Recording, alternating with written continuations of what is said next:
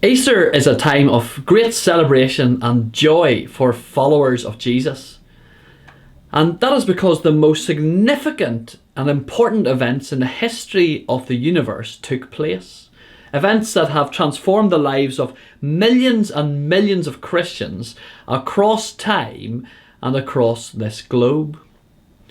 The crucifixion, burial, and resurrection of Jesus Christ are at the very centre of genuine Christianity. And if one of your friends or loved ones has shared this video with you, it is because they want you to come to the God who died on a cross and receive from him forgiveness for sin, a new life now, and a certain eternity, a certain future with God forever. But let's be honest, many people find this all very hard to believe. And there are two main reasons for that. Now, the first reason sounds the most compelling one, but actually it is the easiest one to answer. Here it is. It's hard to believe in such incredible events, especially because they happened so long ago. They're probably just stories that have been passed down the ages. Now, it has to be said that no thinking person has ever expected someone to rise from the dead, to come back to life. Especially someone who has been brutally tortured and then professionally executed. But the reality is this: the evidence for the life, death, and resurrection of Jesus is very strong. Eyewitnesses, changed lives, transformed practices, an incredible wealth of manuscripts and documents, a world that's been altered by the events of Jerusalem around 2,000 years ago. The song that we're about to listen to begins with these words: "See him in Jerusalem, walking where the crowds are." And that's a really, really important place to start the Easter story. It's a really important claim. If you lived in a particular place and at a particular time, so Jerusalem, 2,000 years ago, you could have watched these events happen firsthand. They really did occur. But the second reason that makes the Christian claims about Easter difficult to accept or difficult to believe, it's actually more difficult to try to answer. So here goes. Why on earth would the Creator God allow himself to be pinned to a cross, murdered by little creatures that he made out of dust? Now that is the real mystery of Easter. You see, the events themselves, they can be investigated.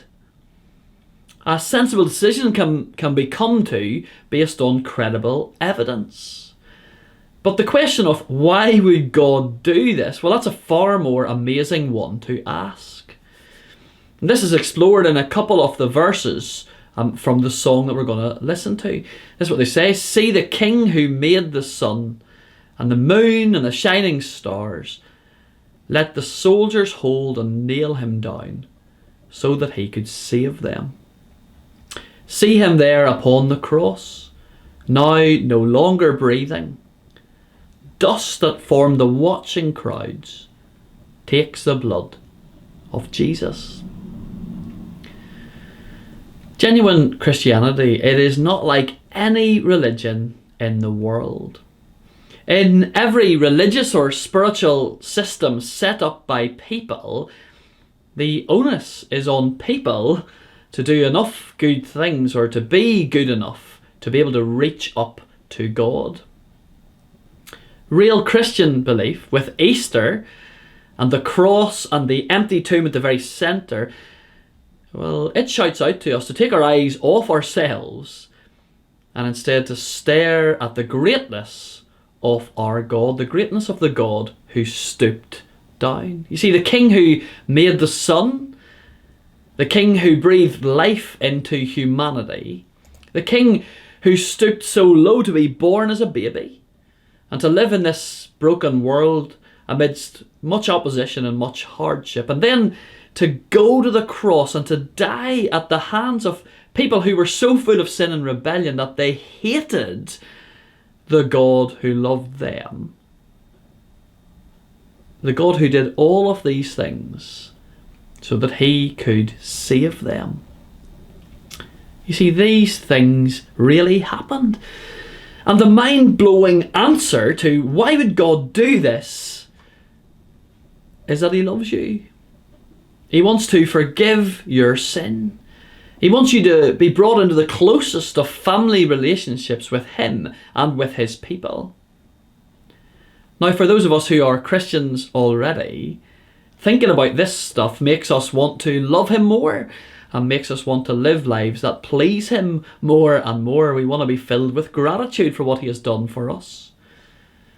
But if you aren't a Christian yet, well, please do enjoy this lovely song that you're about to hear. But understand that in it, you are so privileged. Because an invitation is being extended to you that is the greatest invitation in existence. You are being invited to come and enjoy the love of the God who made you and who went to the cross for you.